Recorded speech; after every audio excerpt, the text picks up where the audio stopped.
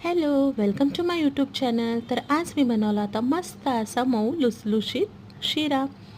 त्यासाठी इथे 1 वाटी रवा घेतला, थोडेसे ड्रायफ्रूट, 1 केळी, वेलची पावडर, 1 जायफळ, तूप आणि साखर. आता काय करायचं, कढई घेतली, कढई छान तापली की त्यामध्ये मी ॲड करणार आहे 3-4 चमचे तूप. आता शिरा म्हटलं की बालपण कसं सरकन डोळ्यासमोरून निघून जातं. चला तर मग बालपणींच्या आठवणींना उजाळा देऊया. चला असं आताही घरोघरी प्रसादासाठी हा शिरा केला जातो. चला आता तूप छान तापलं की त्यामध्ये आपल्याला ड्रायफ्रूट तळून घ्यायचे आहेत. मस्त असे मंद आचेवरती हे ड्रायफ्रूट तळून घ्यायचे आणि एका छोट्याशा प्लेटमध्ये हे काढून घ्यायचे. आता ड्रायफ्रूट काढून घेते. त्यानंतर काय करायचं, ह्या तुपामध्ये आपल्याला रवा मस्त असा खमंग भाजून घ्यायचा आहे. छान असं ह्याला तुपामध्ये मस्त परतत राहायचं.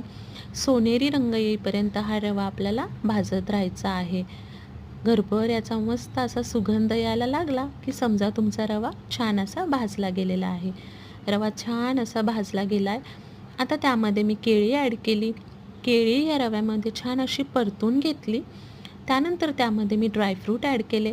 सर्व असं छान एकत्र मिक्स करून घेतलं आणि नंतर आपल्याला ॲड करायची आहे साखर.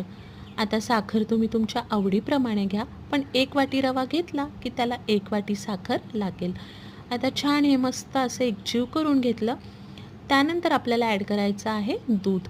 थोडं थोडं दूध ॲड करत राहायचं. इथे मला 3.5 वाटी दूध लागलेलं आहे. आता हे छान मंद आचेवरती गॅस ठेवायचा आणि मस्त असं परत एकजीव करून घ्यायचं. छान परतून झालं की त्यावरती झाकण ठेवायचं आणि 4-5 मिनटं हा रवा आपल्याला शिजून घ्यायचा आहे. 5 मिनिटांनी बघताल मस्त रवा असा वरती फुगून आलेला आहे. छान असा हा रवा शिरा तयार आहे. आता काय करायचं, आपल्याला ह्यावरती परत एकदा 3-4 चमचे तूप ॲड करायचं आहे आणि वेलची पूड आणि जायफळ असं आपल्याला खिसून टाकायचं आहे. परत सर्व एकत्र छान मिक्स करायचं आणि 1 मिनिटभर परत हा रवा आपल्याला छान असा परतून घ्यायचा. मस्त असा लुसलुशीत तोंडात टाकताच विरघळणारा रवा म्हणजे शिरा तयार आहे. प्रसादालाही हा शिरा केला जातो. लहान मुलांपासून मोठ्यांपर्यंत आवडीने खाल्ला जातो. नक्की ट्राय करून पहा. आवडल्यास लाईक, शेअर, सबस्क्राईब नक्की करा. थँक्यू.